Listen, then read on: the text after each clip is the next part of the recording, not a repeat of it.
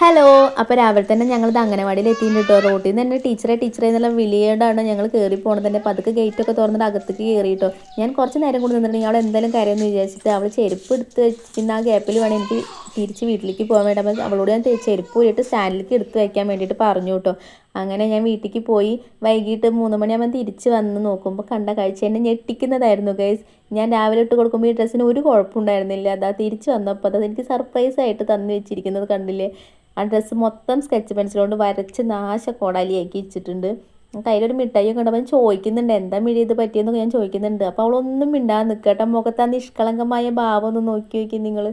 ഞാനിതിനെക്കുറിച്ച് ചോദിക്കുമ്പോഴൊക്കെ അവൾ പറയും അമ്മ അകത്ത് ഇത് സ്റ്റാർ നോക്കിയിരിക്കണെന്ന്.